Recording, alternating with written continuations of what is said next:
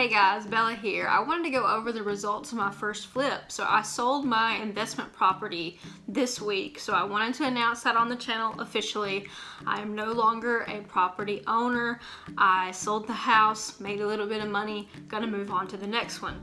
I wanted to discuss the results with you guys because I posted about it before and I wanted to sort of wrap up that chapter in my journey. So this is my first investment property that I've ever bought. I had no real help, not really any idea what I was doing. I will say the biggest issue with this was I didn't have a clear plan of what I was gonna do with it.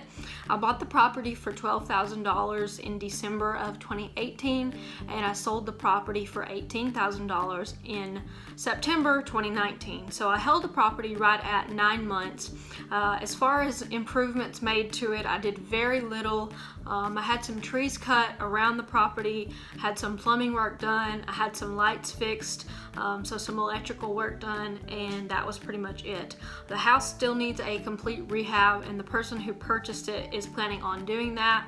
I just did not have the resources and the know-how to do it, and I did not feel like it was worth it to put that amount of money into that house. I will say it's in a neighborhood where you could get $500 rent, possibly $550 once the house has been completely remodeled. I just didn't have it in me to do all of that since I'm leaving the country on Tuesday. So this sale could not have happened at a better time. It was really what was meant to be, I think, and the universe just gave this to me as a first attempt at flipping a house. So I did make money on it. I didn't make a lot of money. I made around $2,000 profit on it after all is said and done. Now I do have a lot of expenses that I wrote down for my tax purposes.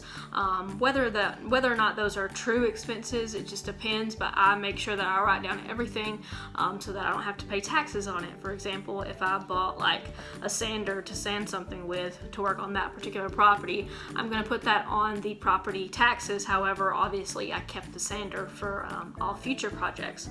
A lot of people ask me how I found it. It was on the MLS. That is something that I was a little bit surprised by too, because I had always heard that, there's not good deals that are on the market. It's always look for off-market deals.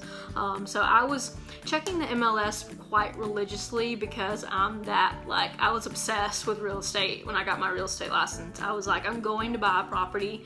I didn't know when I was going to buy the property. I figured I would have my license for at least a year before I bought a property.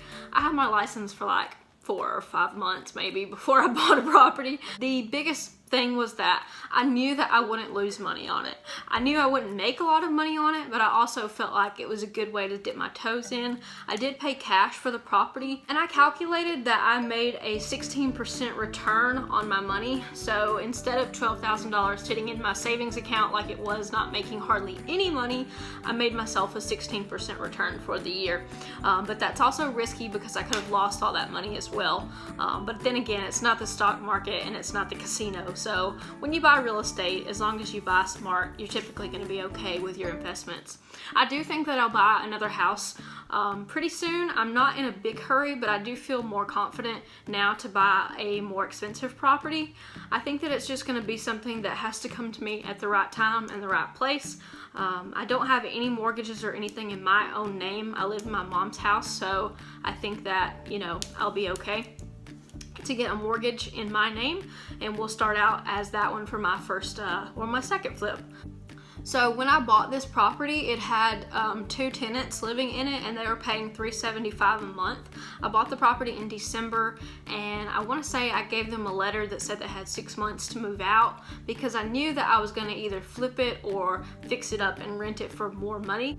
The tenants wound up moving out, and then I realized the repairs were really too extensive for me to want to deal with. I tried to owner finance the property, and I never found the right person. They were always saying they were short on the down payment. They couldn't come up with the amount of money that I wanted down. At one point I had it listed for $25,000 and I wanted $5,000 down, and of course no one could come up with that. Now if I had done this around tax time, I probably would have been able to owner finance it. However, I think I'm just happy that it sold for cash because I got my cash back and now I can put that into another project. My biggest expenses were, like I said, the plumbing, the tree removal, and the yard maintenance that I had to keep the grass cut. I literally didn't even think about the fact that the grass was going to have to be cut at this other house, and that was $40 every 2 weeks, so that added up pretty quickly. So yeah, I think overall I did okay considering that I've never flipped a house before. I think that everyone wants to flip houses, but nobody realizes how hard it is until they actually start, and that's probably me included. I was not aware of how much went into it. I did have some holding costs, and that really cut down on my profit. Looking back, I wish I would have just listed it immediately after I acquired it, and I also kind of wish that I would have just put it up for sale before I ever closed on it and just sort of been the middleman on the property.